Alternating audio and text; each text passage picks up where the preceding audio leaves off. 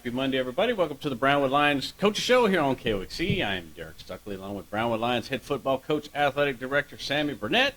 And a lot of things have happened since last time we've done the show. Been busy. So I guess we might as well jump right into it. Realignment has come and gone, and the Brownwood Lions have a brand new football district. So why don't you tell us all about that, Coach? Well, realignment came out on the 1st. We got new districts for volleyball, basketball, and football. Basketball and volleyball districts will stay the same with the addition of Brock. So that'll strengthen that district a little bit more, which is already a pretty strong district. On the football side, we picked up 3 schools from Region 4 and 1 from Region 2. So just like everybody expected. Just like no one thought. So it'll be Brownwood, Marble Falls, Burnett, Lampasas, and then those Stevensville Yellow Jackets. So it's going to be a fun district. Go up 377 and play a game, or go up 281 and play a game. So pretty easy travel. It's pretty neat. Those 3 of those schools that were going to be in our district, we were trying to get preseason, but I couldn't ever get them to play. So we'll get to play on the district and see how that goes. And pretty familiar with these teams. Played 3 of the 4 last year. It hadn't been that long since we played Lampasas. Yeah. Burnett's always got a good team. They always play us extremely hard. It's always a pretty close game. It's just sort of one of those things. Lampasas, I signed up to play them a couple years ago when they were really, really good, when they had Ace Whitehead. I had a chance to go play for the state title. Played them for 2 years, split with them, won 1 year, lost 1 year, and then, of course, Stevensville's a team we try to play every year. Battle 377 and Marble Falls is a team that we had played the last couple of years. It dropped down from 5A Division II. We picked them up and played them, and they have had some success against them. They have a new coach, so they'll have some 2 totally different schemes. And Kerry Timmerman's the new head coach at Marble Falls. He's a good guy. He used to be the head coach at Lake Worth and did a good job over there. So I expect them to be a lot better football team. So comparing this district to what we came from, other than travel, what are your thoughts on it? I think there's some good teams in the district we're in the past. Andrews is going to be a strong football team. Big Spring will be better. There's the other ones. Pecos, I don't know a ton about. And San Angelo Lake is a team that's always going to fight to be consistent and be better. They're a 14 district over there. They probably already ordered their playoff T-shirts, so good for them. Might as well. Have an opportunity to get to the playoffs, and I know they're excited about the Brownwood Lions being over there. They're great guys. Like every one of them, was a blessing to be in that district and work with such professional guys. But I made no bones about it. They were excited when Brownwood Lions left that district. So we'll match up with them somewhere in my district. So they are actually now, instead of District 2, they're District 3. We're District 4. El Paso schools are still District 1, and they moved all the Canyon schools in Hereford and Dumas into District 2. So it mixes up who you match up with first and second round. So that'll be different than it was the last couple of years. So it's fresh, it's new, it's exciting. We got to get ready to go because we have an extremely strong preseason schedule as well. So, we're just going to keep doing what we do. About to move facilities. They're about to start March 1st. They're going to start with the indoor and renovations of the Snodgrass building. So we'll have to move all our preparations to the middle school. And weights and things like that will be done over there. We'll have to adjust and acclimate to that and make no excuses because we still got to get the work in if we want to have an opportunity to be successful in that district. As far as the region goes, I guess other than our district, I guess to me the biggest surprise was they actually had a 4-team district, which I thought they were trying to get away from all those. Yes, I did too. It's crazy. They moved Springtown and Decatur to Region 2 with all the Fort Worth schools, which they could easily have left it. There was talks about us and Stevensville being in that district. But like I said, there's a reason why the UL does what they do. Makes good sense to them. Sometimes it doesn't make good sense to us, but we're not the ones that go digging into that in depth and understand what's been requested and what's going on the inside. But I think there's a couple of places with 14 districts. I haven't really had time. Been pretty busy to look at everything across the state and all classifications. but I did look at a couple of friends' teams and see where they were. So I think I noticed there were several classifications with 4 teams in the district. You also mentioned the pre-district schedule. A couple of things changed from what you originally had laid out. So yeah, we went in looking for a possible week 2 game, and once we got the packet, we realized real quick that we needed a first and second scrimmage. We needed a week 2 game. We needed a week 6 game, and then Graham dropped us, so we needed a week 5 game. So we diligently went to work on trying to find those games and get that set up. It's not easy. It's pretty difficult to do that, but I thought we came out pretty well. We'll wind up scrimmaging. We lost, of course, we lost Vernon and Lampasas scrimmages because they were in our district. So we picked up Jason Witten's team, Argyle Liberty Christian. We'll scrimmage them week 1 at Brownwood, or scrimmage 1 at Brownwood, and then we'll travel to Alvarado and scrimmage Alvarado, who's got a really strong football team right now. So that'll be a good scrimmage for us there. Of course, we'll kick off the season with Wiley. We did maintain that game with Wall. Both of us tried for hours to find people to play us. No one was willing to play us, so instead of playing 9 games, we're going to play Wall. So that's a pretty close match. It's a great program. They are smaller than we are, but they're a very talented program. So both highly competitive and don't want to sit at home 1 week. So we're going to wind up playing each other week 2. Week 3 is Glenrose, which is going to be a very strong team coming off of a semifinal game. Waco La Vega, who will be in the top 10. China Spring, who will be in the top 10. And then week 6, we'll wind up playing Ingleside, which was a team down south that finished the season 11-2 last year. We'll probably meet them somewhere in San Antonio and play that game, which means we lose a home game at some point, which will probably be next second year of this alignment. But again, when you're struggling to find games, and you're going to find whoever you're. You know, at first we had a 6A team on the hook with our numbers and their numbers. I didn't want to do that, but I was going to. But then I got in contact with Ingleside and was able to pick up a game with them. But there's still people scrambling for games right now.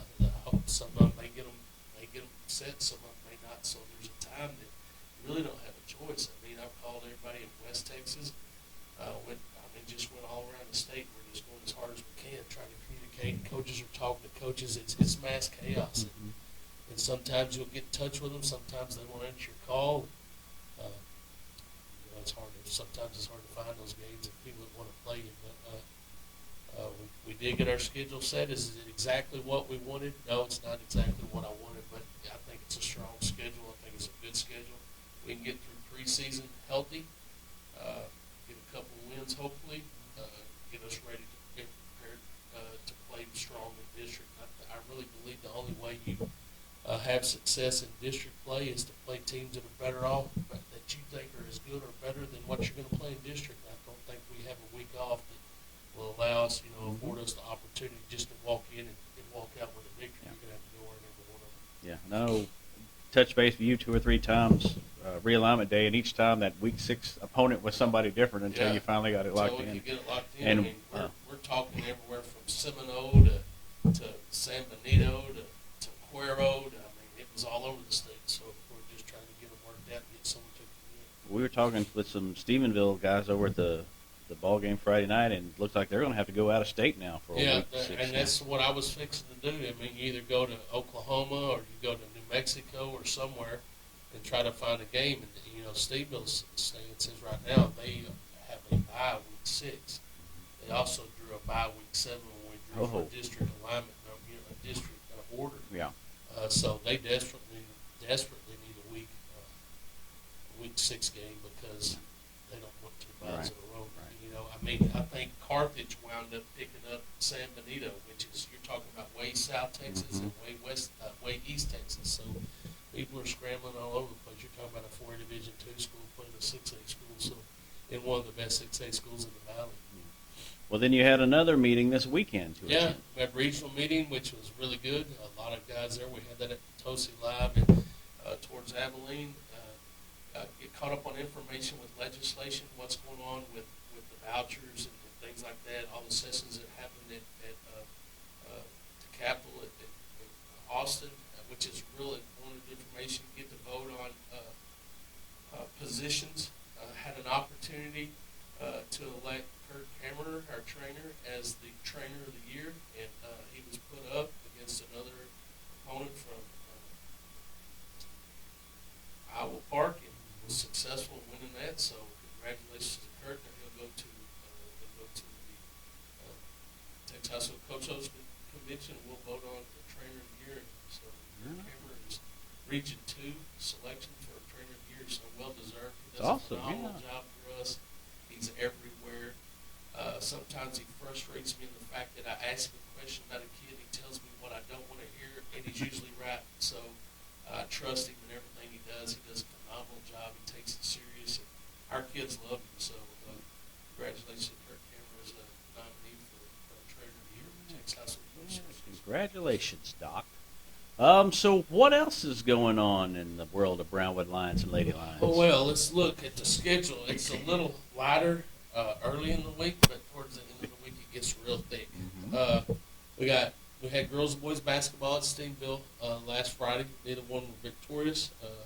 Difficult when your shooting percentages down, but both teams played extremely hard. Never gave up, so I was pleased with that. Softball team scrimmage at Abilene Cooper. I think they scrimmaged Breckenridge, and Chloe Walls had a walk-off grand slam. I saw that. Got to see a video of that. That's pretty cool. Chloe's, she's a fire plug. She is a go-getter. She's a catalyst of that team, and they sort of go as she goes. So congratulations to the softball team and their success. The baseball scrimmage against Gatesville was canceled because of the rain. Excuse me. Tomorrow, Tuesday, we have girls soccer versus China Spring at 5 at 7 at Gordonwood Stadium. So go out and support those girls. The boys will be at China Spring. They start at 5 o'clock. And then baseball will host Lampasas scrimmage at 7 o'clock at Moore Southall Stadium. So give you a chance to go out there and watch a little practice. Remember, scrimmages are practices. They're just against another team. So it's pretty laid back. You're trying to get things done, work on it, whatever you want to work on, move your roster around however you want to do it, pull someone in, put someone out, it doesn't matter, it's just practice. So maybe an opportunity to go see them. And softball will have a scrimmage Wednesday at early at 6 o'clock, so that's early week. Now Friday we got a lot going on. We got tennis, we got the Brownwood Quad, baseball at Cooper scrimmage, softball versus Jim Ned scrimmage at home, boys track at Abilene High practice meet. Boys basketball will be at Glenrose. Soccer will be hosting Stephenville, and just a full slate on Friday. So we'll get into that Wednesday, give everybody a better update on what's going on Friday. Yeah, and I think both soccer games here Friday are home, right? Yes, Yeah. So far they've been splitting. They've been split home, but they're going to be playing here. So we'll be playing some games over at the Brownwood Soccer Complex, I would imagine. Okay. All righty. Well, that kind of catches us up on things. Anything else we need to talk about? We got a little NASCAR report. Oh, we had a clash at the Coliseum. It was moved to Saturday. This beautiful young lady sends me a text to give me the heads up that they moved it from Sunday to Saturday, so I got to watch that start. Thank you so much for giving me the update. I'm happy to announce that Denny Hamlin did win the clash, but Kyle Busch was second, and then Ryan Blaney was third, and I think fourth was Joey Logano. So those are both of my guys, and then followed by, what's his name? Kyle Larson, her guy. If so, you're not first, it doesn't matter. now she's talking about if you're not first, you're last. But I was second and fourth, and she was fifth. But he didn't get his name mentioned very much. That's not good. I do like Kyle Larson, but anytime I can jam his star, NASCAR, I'm going to. Well, you mentioned young. Someone in here is not going to be young much longer. She has a birthday tomorrow. Ooh! I believe she turns 49. Good Lord, man, you are getting old. I know. Happy birthday, Star. Thank you, sir. You're going to have to get her something. Yeah. No? Okay. He said no, Star. Nah. She gets to be in here when we do the show. That's gift Sure enough. does. What more could you ask for? Oh, yes, that's true. All right. We Anything? better thank those Yeah, sponsors before it probably gets so. too deep here. Auto Glass Magic, Burner Auto Group, Syntex Body and Paint, Syntex Equipment Sales, Citizens National Bank, Dan Hill Containers, Dr. Von Young, Dr. Pepper Bottling Company, Edward Jones Investments, Hendrick Medical, Howie Enterprises, Humphrey Beats, Heartland Funeral Home, Landmark Admin, MC Bank, Painter Johnson Associates, Smith Sharp Agency, Sonic Drive, and Stanley Chrysler, Texas Bank, Weldon, Wilson Electric, Western Bank, and Willie's Teas. All right. right. We will be back here again Wednesday. Don't say. Well, I'm trying. On. Go ahead. Go Wait. ahead. Go ahead. You want to start? Let's try this over. All right. We'll be back here Wednesday on the Brownwood Lions Coach Show on KOXE, KOXE.com, and the KOXE app. Have a great day, Brownwood. That's what you get to call me.